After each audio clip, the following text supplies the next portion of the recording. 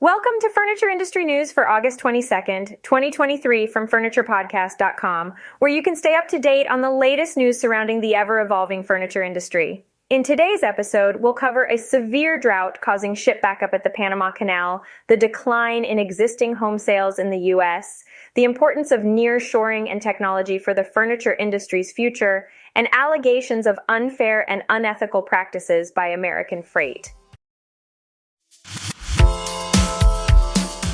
A severe drought in Panama has caused significant disruptions at the Panama Canal, resulting in over 160 ships being backed up and impacting trade to the east and Gulf Coast ports. In response to the drought, canal authorities have implemented measures to conserve water, including reducing maximum ship weights and limiting the number of daily transits. The canal, which relies on rainwater for replenishment, requires approximately 50 million gallons of water per container ship passage, with only a portion of it being recycled. The delays caused by the backup have led to some ships experiencing delays of up to 21 days. Ship owners are now either carrying less cargo or searching for alternative routes to minimize disruption. The Panama Canal is a crucial transportation route with over 14,000 container ships passing through in 2022, facilitating the movement of 40% of all consumer goods between Northeast Asia and the U.S. East Coast. The delays are estimated to result in a loss of $200 million in revenue for Panama and could potentially lead to price increases for groceries and parcels in the United States. Although the current water restrictions are in place until September 2nd, the situation remains fluid and subject to change.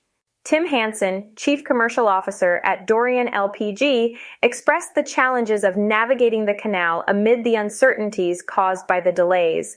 Droughts are not uncommon in the region and are expected approximately every 5 years. However, this particular drought is more severe and occurring only 3 years after the last one. The Panama Canal authorities have implemented water-saving measures to manage reservoir capacity during the rainy season from May to December and to meet water demand during the dry season from January to April. However, the current drought is unprecedented, leading to the driest year on record since 1950. The situation highlights the need for ongoing efforts to address water conservation and adapt to changing environmental conditions in the region. Year-over-year existing home sales declined by 16.6% in July, indicating that the housing market continues to be affected by high mortgage rates and limited inventory. The National Association of Realtors reported that sales dropped from 4.88 million units in July 2022 to 4.07 million units in July this year, representing a 16.6% decrease.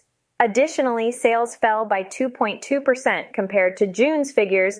All regions in the United States experienced year-over-year declines in sales, except for the West.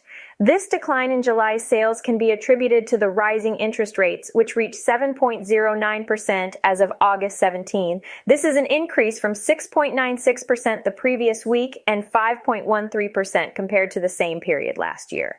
In terms of prices, the median home price in July was $406,700, a 1.9% increase from July 2022. While prices rose in the Northeast, Midwest, and South, they remained unchanged in the West. Inventory levels stood at 1.11 million units, an increase of 3.7% from June, but a decrease of 14.6% compared to July last year. The unsold inventory equated to a 3.3-month supply, based on the current sales pace, which is up from 3.1 months in June and 3.2 months in July last year. Lawrence Yun, the chief economist of the National Association of Realtors, emphasized that inventory availability and mortgage rates continue to hinder sales activity. He noted that high interest rates have caused affordability challenges for renters.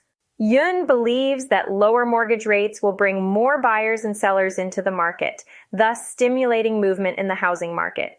Despite these expectations, mortgage rates for a 30-year fixed-rate mortgage reached their highest level in 21 years at over 8%. However, this rate has since dropped to 7.62% as of Tuesday.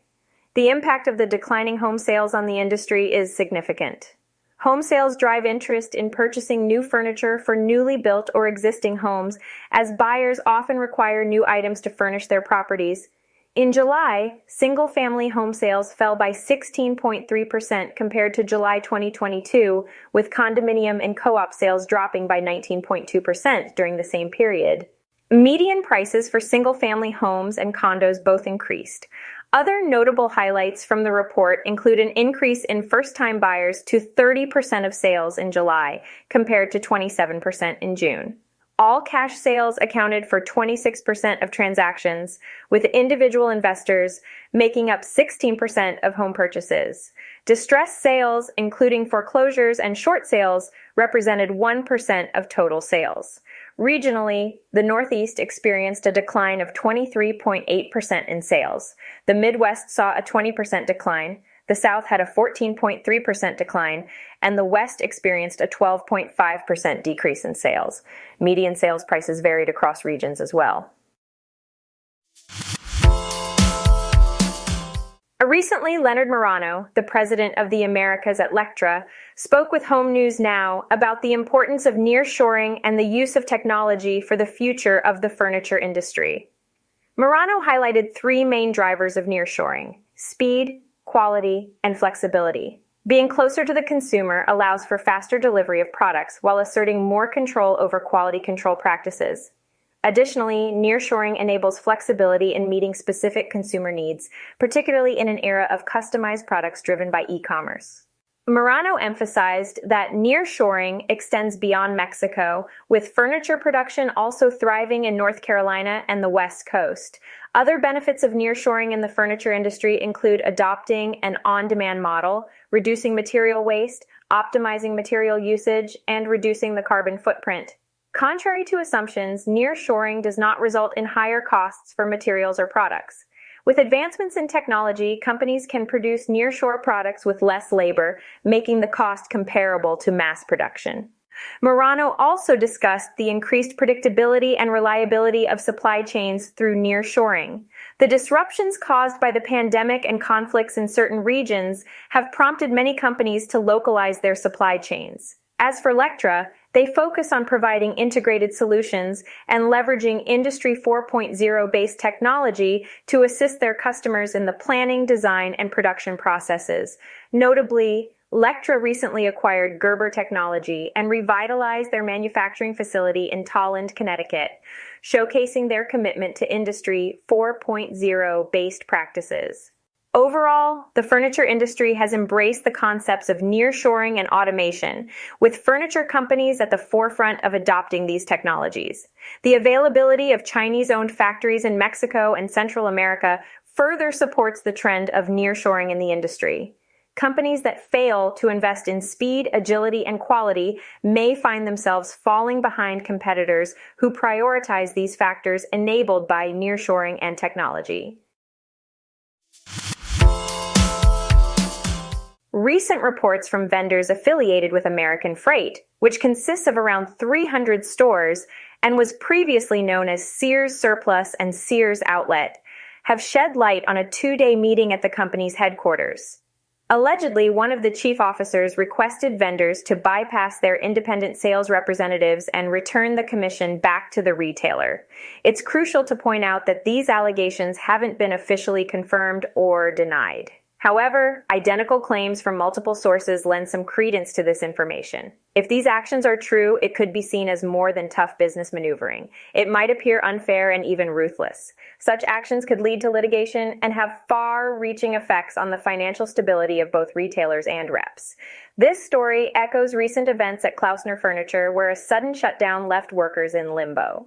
It seems that actions influenced by venture capital are becoming increasingly prevalent in our industry. In an ideal scenario, reps, retailers, and suppliers would collaborate for mutual benefit. But situations like this raise serious ethical questions. Is it truly necessary to jeopardize the rep's commission? What are the broader implications for our industry?